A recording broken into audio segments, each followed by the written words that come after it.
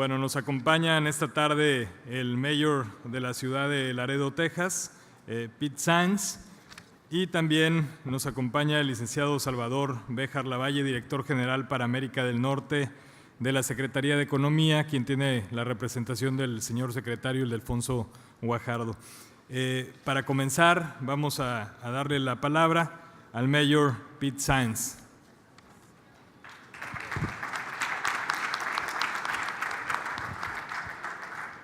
¿No tenemos el Twitter? Acá está, gracias. Buenas tardes a todos ustedes, gracias al Congreso, gracias Karen. Es nuestro placer estar aquí con ustedes. Les deseo las gracias por la oportunidad de presentarles varias estadísticas relacionadas con la importación y exportación del puerto de Laredo, Texas, y también nuestros planes de seguir siendo el puerto más importante, y lo digo con humildad, pero es cierto también, el puerto más importante de toda la frontera.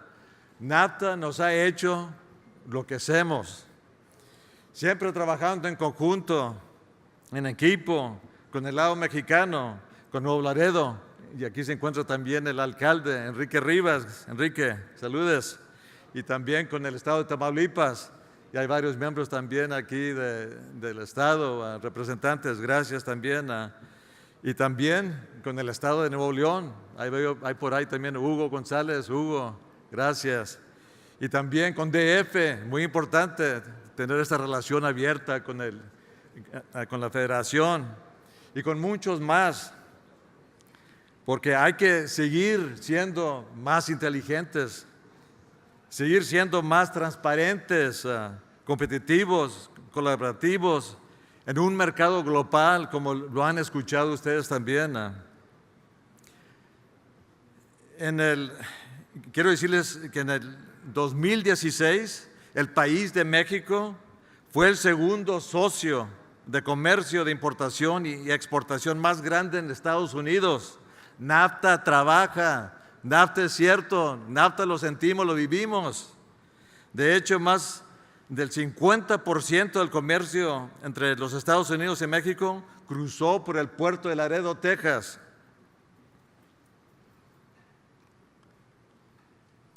En el mismo año, la ciudad de Laredo se postuló en el número 3 en el distrito aduanero de los Estados Unidos, contando con 283 billones, con B, billones de dólares en comercio. Solamente Los Ángeles y Nueva York sobrepasaron el puerto de Laredo. El distrito aduanero de Laredo cubre desde la ciudad de Brownsville a Del Río. De los 475 puertos de entrada de los Estados Unidos, incluyendo aeropuertos y puertos marítimos, el puerto de Laredo es el número 2 en todo el país, cruzando más de 199 billones de dólares en comercio, Laredo solo, con la ayuda del puerto de Nuevo Laredo, por cierto.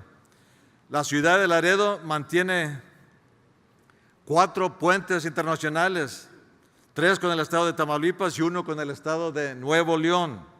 En total, cada día cruzan alrededor de 17,000 peatones, 28,000 vehículos ligeros y 14,000 camiones comerciales. El Puente de las Américas y el Puente Juárez-Lincoln, también conocidos como el Puente número 1 y número 2, están ubicados en el centro de Laredo y están asignados solamente para el cruce de peatones y vehículos de pasajeros. El gobierno estadounidense ha invertido más de 88 millones de dólares en renovaciones a las instalaciones federales para así poder optimizar el proceso de personas y automóviles. También el Puente Colombia conecta con el estado de Nuevo León, como bien sabemos. Este puente está capacitado para recibir camiones y vehículos de pasajeros. Desafortunadamente, este puente recibe solamente el 2% del total de vehículos pasajeros y el 15% de todos los vehículos comerciales, pero este puente tiene mucho más capacidad. El Estado de Nuevo León precisamente está consiguiendo los derechos de vía. Se requiere un camino, falta ese camino construirlo de la carretera La Gloria a Colombia. También en septiembre de este año, la Agencia de Transportaciones del Estado de Texas eliminará la cuota de cruce actual en el Camino Colombia, no en el puente. Esperemos que esta acción promueva y incremente el tráfico por el puente Colombia. El puente de comercio mundial, conocido como el puente 3 por nuestra ciudad hermana de Nuevo Laredo, Tamaulipas, y puente 4 como por la ciudad de Laredo, es el líder, es el que nos hace fuerte a nosotros en el movimiento de cargo por tierra ante ambos países. Diariamente cruzan 14,000 camiones. Para poder sostener y incrementar este nivel de cruce es necesario modernizar sistemas que promuevan eficiencia, calidad e innovación.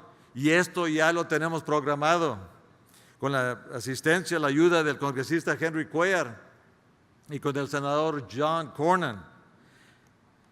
En el año pasado, más de 2 millones de camiones cruzaron al sur por el puente de comercio mundial. El número de cruces hacia el sur ha incrementado en un promedio de 4% anualmente por los últimos 3 años.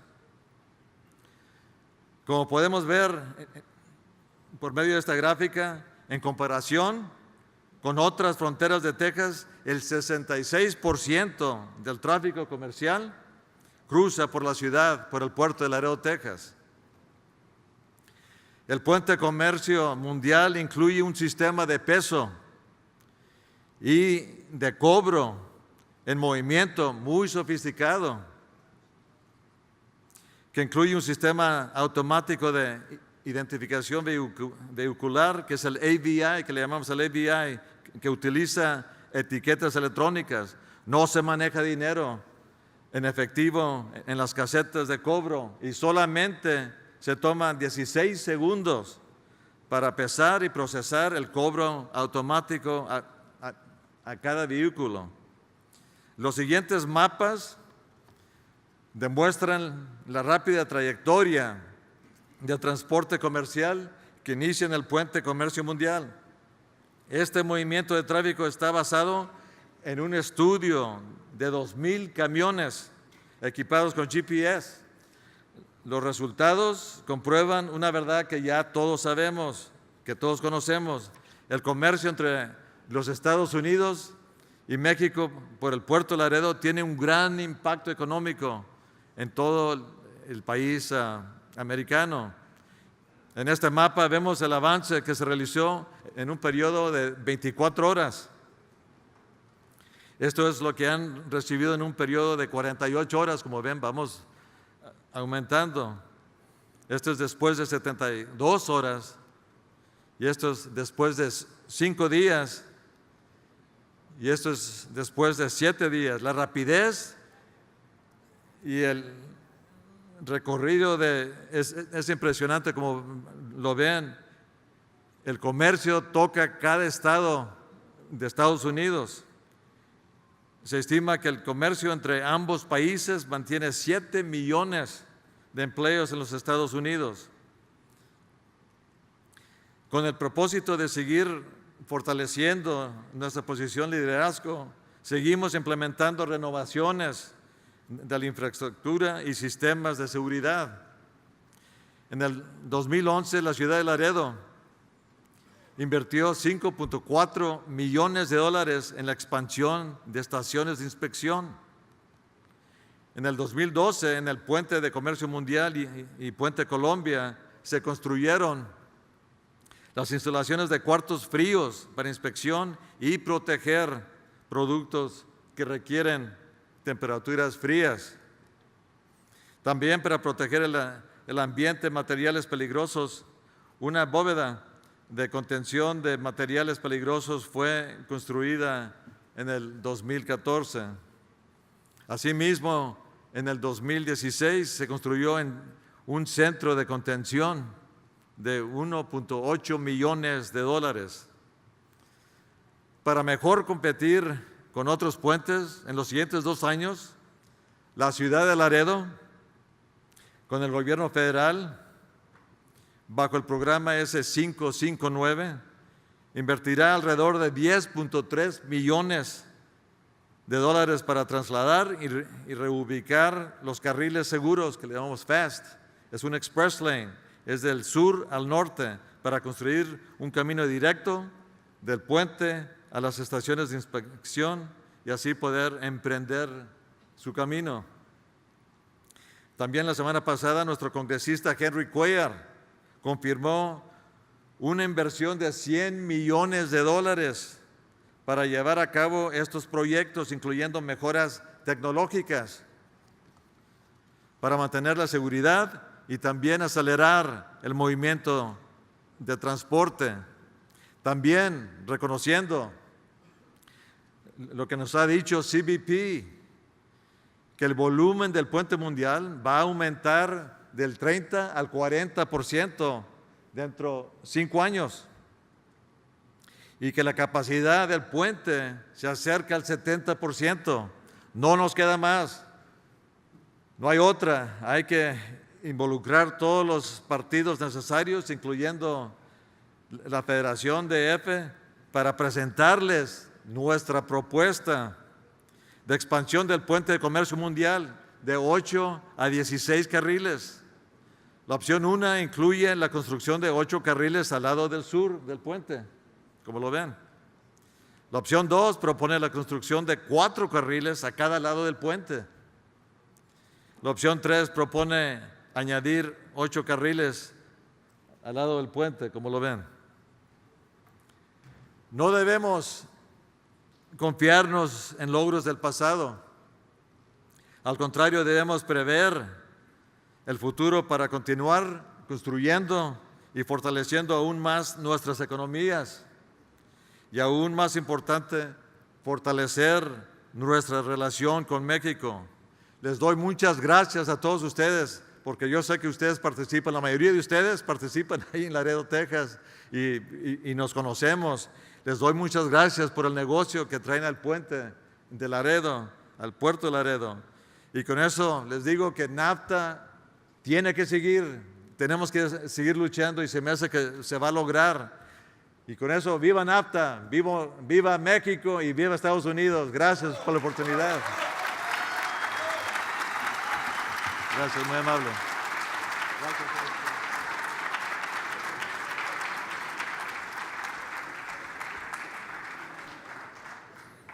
Muchas gracias al mayor de la ciudad de Laredo.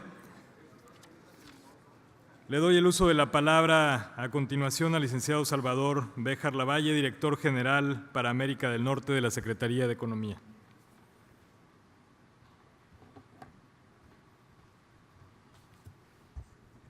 Muchísimas gracias.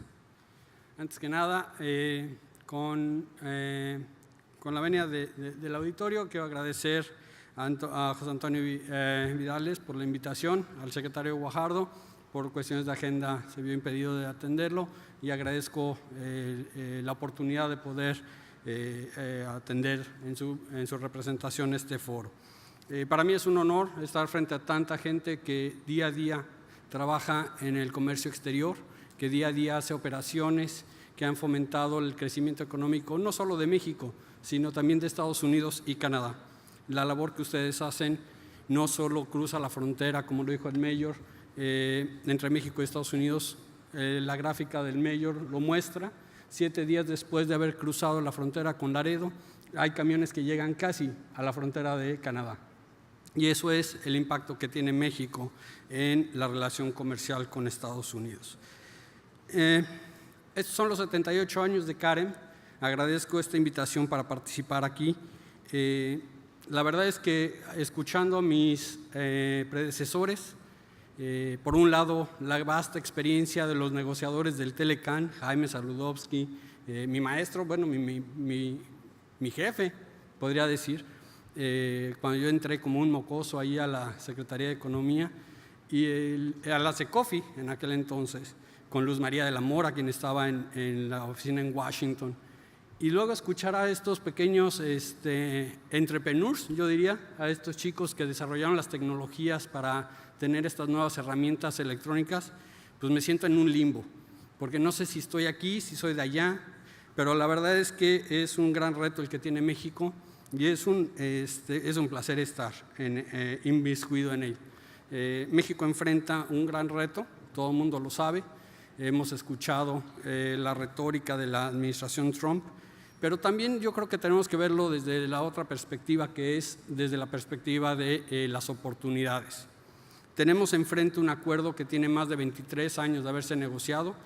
Yo reconozco que el trabajo de los negociadores en aquel momento, incluyendo el secretario Guajardo, fue extraordinario, pero es un tratado que después de 23 años también merece una oportunidad de ser mejorado. Y yo creo que ese es un tema que tenemos que empezar a distinguir y yo creo que es un tema de semánticas. Cuando empezamos este proceso, durante la campaña del presidente Trump, escuchábamos la palabra de la derogación del tratado, la salida de Estados Unidos del TPP, del Acuerdo de Asociación Transpacífica. Hoy por hoy, y si nos vamos a la cronología, ya la retórica cambia un poco. El anuncio que hace los Estados Unidos el 18 de mayo, cumpliendo con el Trade Promotion Authority, claramente demuestra que lo que quieren es una modernización. México siempre ha hablado de que es la oportunidad de modernizarlo. Renegociación es un término diferente con el que no comulgamos necesariamente nosotros. La otra palabra clave creo que es la palabra de aprendizaje. Y creo que todos hemos ido aprendiendo en el camino con esta nueva administración. Hay que recordar ese noviembre 7, cuando están las elecciones presidenciales en Estados Unidos, y el dólar, el tipo de cambio del peso con el dólar empieza a subir de 18.40 a 22.40. Y yo creo que todos ustedes como agentes aduanales recordarán y habrán sufrido esa situación. ¿Por qué? Porque todas sus operaciones están basadas en un tipo cambiario, todas sus operaciones están en dólares con un tipo de cambio con México y obviamente eso tuvo un impacto. Podemos seguir la cronología, 20 de enero, otra vez los twitters del presidente Trump, más la embestida, hay que recordar en sus palabras inaugurales cuando dice que reconoce el apoyo de toda la industria, incluyendo la industria farmacéutica de los Estados Unidos para que él lograra llegar a la presidencia, pero que también tendrían que considerar regresar sus empleos en la industria farmacéutica a los Estados Unidos. Y otra vez, obviamente, se ve el tipo cambiario afectado. Y cada anuncio o cada Twitter del presidente Trump reflejando un impacto.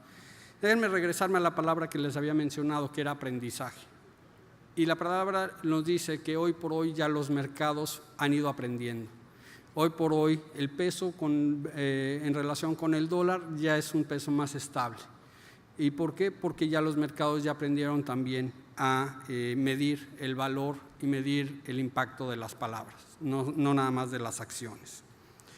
Mis antecesores hablaron mucho de la incertidumbre. Y eso es cierto, yo creo que para todos fue un acto sorpresivo ver a la víspera, después de 20 años, para muchos de nosotros que hemos trabajado, en mi caso, pues más de 20 años en el Tratado de Libre Comercio de América del Norte y otros tratados, digamos que en el Procomercio, y de repente ver que de la noche a la mañana hay una sacudida por cambiarlo, por cancelarlo, por modificarlo. Y yo creo que eso es lo que nos hizo despertar a muchos y ver que también esa visión que teníamos de que tal vez el TPP hubiera podido ser la plataforma para un NAFTA 2.0 sin haber tocado en ese momento el NAFTA o el Telecan. Bueno, la verdad es que tampoco es un mal momento para que podamos iniciar este proceso de modernización. Entonces, Si bien mis predecesores en esta plática hablaban de la incertidumbre que se había generado, yo creo que en estos meses que ha habido de ya inicio de relaciones diplomáticas con la nueva administración, esos acercamientos que ha tenido el gobierno mexicano con sus contrapartes estadounidenses, crear esa relación de confianza como socios responsables. Hay que ver aquí que México y Canadá han reaccionado como socios responsables, como los socios responsables de la relación comercial. Y el ejemplo claro creo que puede basarse en azúcar. Muchos de los medios hablaban que la disputa de edulcorantes entre México y Estados Unidos podía medir la temperatura de la relación y cómo se venían las cosas. Y yo creo que hoy por hoy el acuerdo de azúcar que acabamos de firmar el 30 de junio de 2017, después de 4 intentos o 4 cambios, demuestra que ya hay una relación más afín entre las partes. Demuestra que podemos llegar a acuerdos. Yo creo que ese es uno de los parteaguas para nosotros, demostrar que México, Estados Unidos y Canadá pueden tener un buen diálogo y que podemos llegar a buenos acuerdos. Entonces, la tercera palabra es certidumbre. Yo coincido de alguna manera con mis predecesores en que sí había un mercado o un ambiente de incertidumbre. Yo creo que hoy por hoy ya las cosas empiezan a llegar a su justa medida, su justa dimensión, y eso nos permite seguir hacia adelante.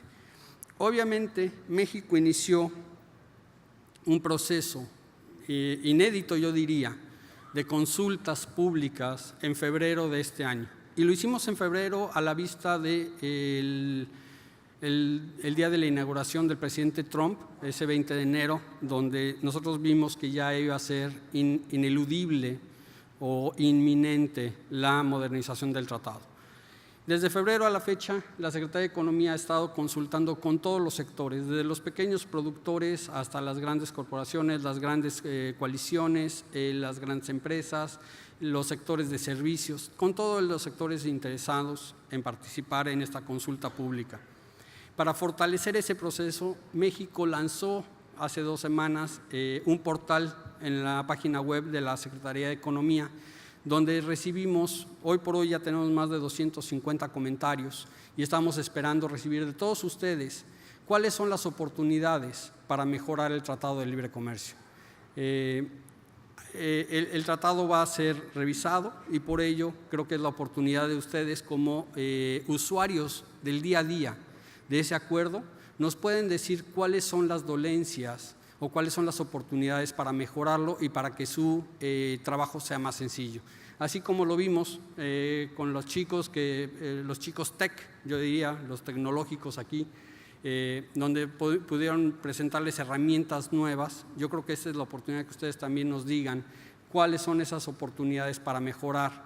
En su caso, yo diría pues, los primeros 3 capítulos del TLC. Y es más, yo me enfocaría nada más al 5º, que es el de procedimientos aduaneros, ya que México ha sido muy claro. Desde febrero pusimos unos principios muy claros para la negociación. Número 1, México no va a abrir la caja arancelaria. Desde 2008, ustedes lo saben, México y Estados Unidos gozan de 0 aranceles entre uno y otro. Entonces, México no está dispuesto a negociar aranceles con Estados Unidos. El ex subsecretario Jaime Zabludowski lo dijo, si es necesario levantarse de la mesa, bueno, pues tal vez haya que hacerlo. El segundo principio que México puso en la mesa muy claro es que este acuerdo es un acuerdo trilateral. Lo firmamos 3 partes, Canadá, Estados Unidos y México, y como tal no podemos dividirlo, no podemos divorciarlo en diversos acuerdos bilaterales. Tiene que seguir siendo un acuerdo trilateral.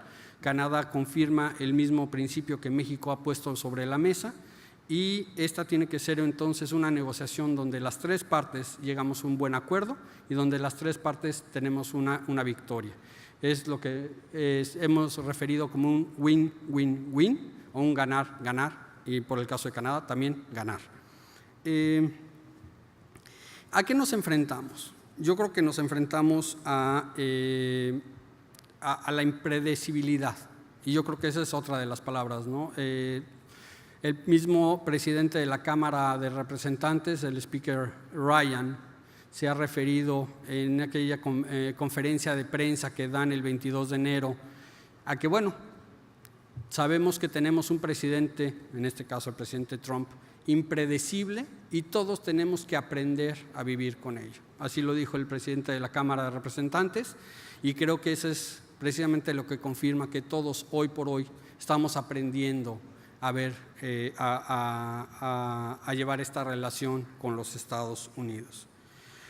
Yo creo que lo han presentado, había unas fotos ahí del equipo de inteligencia que ha desarrollado la industria, este cuarto de inteligencia y estas acciones de cabildeo o de lobbying. Yo creo que eso es bien importante destacarlo.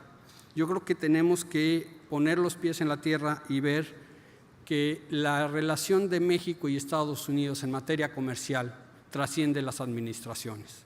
Esto es bien importante porque el Telecán no es la primera vez que está en la olla para ser hervido.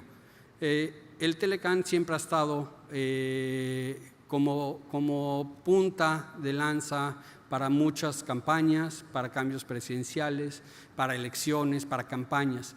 Esta no es la primera ni la última vez que seguramente el Telecán o el Telecán 2.0 o como quede el nuevo nombre de este tratado va a ser. Pero la realidad de las cosas es que ese miércoles que el presidente Trump decidió que quería declinar su participación en el Telecán y que dijo que ese día por la tarde firmaría la orden ejecutiva para salirse de él. Creo que las alianzas que México ha construido en este periodo de tiempo, en estos 25 años de relación comercial con Estados Unidos, donde las inversiones no solo de Estados Unidos vienen a México, sino hoy por hoy hay inversiones de México que van a Estados Unidos, hoy por hoy hay inversionistas mexicanos que invierten y crean empleos en Estados Unidos, demostraron que funcionan. Y demostraron que funcionan porque lograron desactivar una bomba nuclear, podríamos decir, porque una vez que se firma esa declaración no hay vuelta atrás. El Tratado de Libre Comercio es muy claro, el artículo 2202 permite modernizarlo, mientras que el artículo 2205, que era el que pretendía firmar el presidente Trump, cancela los derechos y obligaciones de las partes 6 meses después de que se notifica.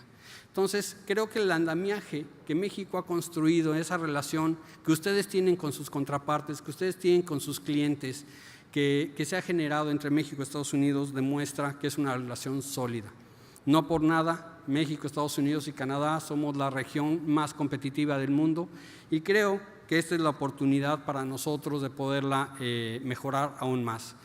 Yo sé que ya no sé si estoy entre el lunch y el partido de golf.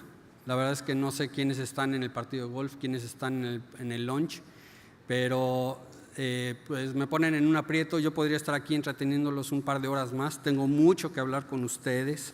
Me gustaría atender 2 temas principales. Hablaban de la reforma, de los periodos electorales, hablaban de la actividad congresional en Estados Unidos y creo que eso es muy importante. Yo creo que hay que tomar en cuenta que México tiene los equipos de negociación listos para sentarse a la mesa con los Estados Unidos. Recordemos que Estados Unidos inició su proceso de consultas públicas conforme al Trade Promotion Authority el 18 de mayo de este año. Tienen que transcurrir 90 días para que nos podamos sentar con Estados Unidos y Canadá en la mesa de negociación. Sin embargo, la buena noticia es que para el 17 de julio vamos a conocer lo que esperamos sean los objetivos de negociación y podamos entender qué tan lejos quiere llegar los Estados Unidos. Y entonces vamos a poder calcular los tiempos de negociación. Aquí es bien importante destacar que si bien México no tiene prisa, este acuerdo es un acuerdo muy importante y tendrá que… me refiero a un principio básico de las negociaciones comerciales internacionales que muchos de ustedes seguramente han escuchado. Aquí el tiempo no dicta la negociación. Aquí la sustancia de la negociación es la que dicta los tiempos. ¿Qué tan profundo se quiere ir los Estados Unidos? Será el tiempo que entonces tal vez nos tome llevar a cabo esta negociación. Sin embargo, nuestros equipos vienen altamente calificados. Hay que recordar que México entró al acuerdo de asociación Transpacífico, puso todo su empeño en cerrar esa negociación y todos nuestros equipos de negociación están listos para retomar esa experiencia y vertirla hacia el tratado. Pero no con ello quiero decir que vamos a tomar el TPP o el lenguaje del TPP como el techo o como el piso. ¿Es un marco de referencia? Sí, es un marco de referencia nada más. Los compromisos que puso México en la mesa eran con base en que los Estados Unidos estaban en ese acuerdo. No estando los Estados Unidos, los principios de México, las concesiones de México son diferentes. Con ello me gustaría cerrar. Sé que no me van a dejar tener preguntas y respuestas, lo lamento, lo siento mucho, pero lo que sí les ofrezco y los invito a que a través del portal de consultas de la Secretaría de Economía nos hagan llegar sus inquietudes, se acerquen a nosotros y nos digan qué podemos hacer para modernizar este acuerdo. Eso es como lo dije al principio de mi plática con ustedes, es un reto, sí es un reto ineludible, pero también es una gran oportunidad que tiene México. Muchísimas gracias y que disfruten todos el día de hoy.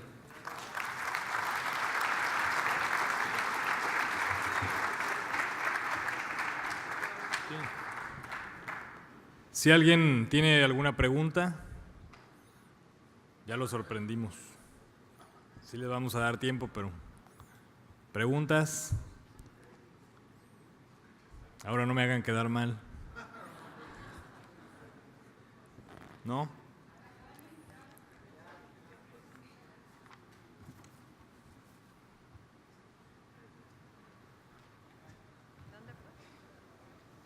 Ahí hay, ¿verdad?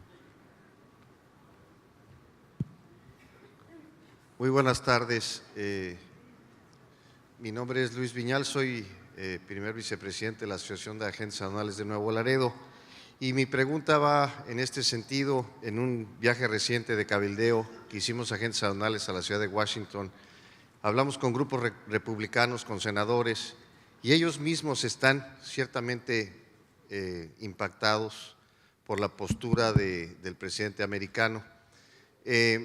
La postura de Canadá es decir, nosotros vamos a seguir nuestras negociaciones independientemente del trato que se le dé a México. Creo que ya ni siquiera ya es una cuestión política, es una cuestión de ser completamente obsesivo al decir no al tratado. ¿Ustedes ya han hecho algún cabildeo y tienen algún margen de probabilidad de que esto sea exitoso en los 20 capítulos o 22 que tenga el Tratado de Libre Comercio? ¿O ven algún problema en alguno de esos capítulos en particular? Muchas gracias. Bueno, realmente hay que recordar, yo creo que para contestar tu pregunta, yo les preguntaría a ustedes, ¿quién del auditorio tenía una cuenta de correo electrónico hace 30 años? Probablemente nadie. Entonces, yo creo que no podemos tomar los 20 capítulos o 22 capítulos que tiene el Tratado de Libre Comercio por sí solos. Hay temas que México y Estados Unidos han construido a partir de la relación comercial. A partir de 1994, incluso Luz María de la Mora lo mencionaba a través de la ASPAN, la Alianza para la Seguridad y Prosperidad de América del Norte. Obviamente eso cambió, se le llama ahora el famoso diálogo económico de alto nivel, y ustedes hoy por hoy son parte del esfuerzo que México y Estados Unidos han hecho por tomar el TLC, el Tratado de Libre Comercio de América del Norte, como el esqueleto y empezarle a colgar todos los órganos humanos.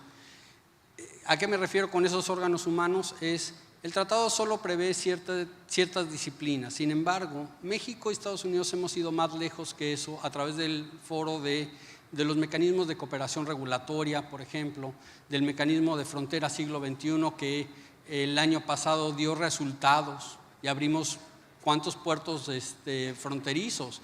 Abrimos el primer cruce fronterizo ferroviario después de 100 años de historia de la relación. Entonces, ese tipo de mecanismos de facilitación comercial, por ejemplo, están previstos en el TPP, no estaban previstos en el Tratado de Libre Comercio de América del Norte. Son instrumentos que sirven para fortalecer la competitividad de la región. Comercio electrónico es otro. Simplemente en materia de comercio electrónico pues no existía o era muy primitivo en los 90s y no había manera de regularlo, no había manera de ponerlo en un instrumento jurídico de envergadura internacional.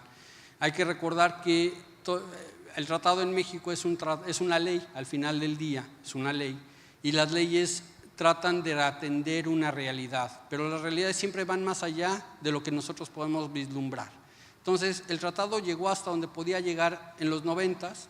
Hoy por hoy habrá capítulos que se adicionen al mismo tratado, habrá capítulos que sean un reto negociar, porque cada una de las partes tendrá una postura diferente, y por eso me refería a los objetivos de negociación de los Estados Unidos. Dependiendo de qué tanto los Estados Unidos lo quieran modificar, dependerá o dictará los tiempos de la negociación. Si el capítulo de aranceles es un capítulo que hoy por hoy ya está cerrado porque hay cero arancel, pues yo no veo nada que tengamos que negociar ahí. Y como tal, pues yo te diría el tema de medidas de emergencia, pues tampoco, porque está cerrado el tema de aranceles, ¿no? Entonces, dependiendo, es más, yo te diría por el otro lado el tema de servicios financieros, entrada temporal de personas, son temas que no se han explotado al 100%. Incluso en servicios hay que recordar que Estados Unidos tiene un superávit con México. Entonces, hay temas que se pueden explotar, hay temas que se pueden profundizar, pero siempre con una visión prospectiva y constructiva. México no va a negociar hacia la baja, hacia restricciones cuantitativas o comercio administrado, lo que le llamamos hoy por hoy comercio administrado. Estamos buscando profundizar una relación comercial y estamos buscando mejorar la competitividad de la región.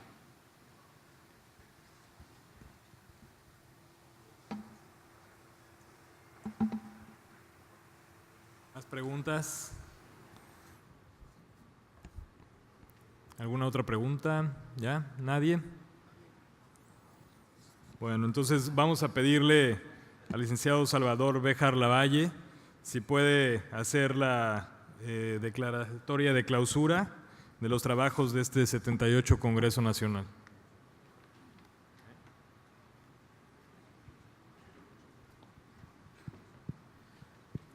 Bueno, pues muchas gracias. Tengo un documento de 5 hojas aquí, espero que me tengan paciencia. No. Me agradezco mucho la oportunidad de clausurar este evento. Es un honor para mí hacerlo. Y siendo las exactamente 2:38, hora de Cancún, Quintana Roo, del día 14 de julio de 2017, declaro formalmente clausurados los trabajos del 78º Congreso Nacional de los Agentes Aduanales de la CAREM. Muchísimas gracias, felicidades a todos.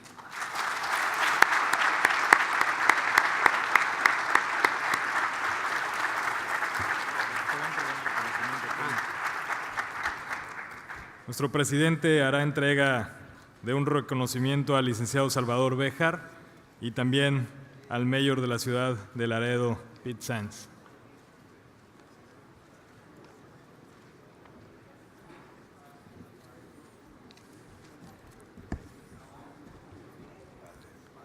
Pues muchas gracias a todos. Tenemos todavía torneo de golf, tenemos la comida de damas agentes aduanales y el día de mañana los trabajos de la Asamblea General.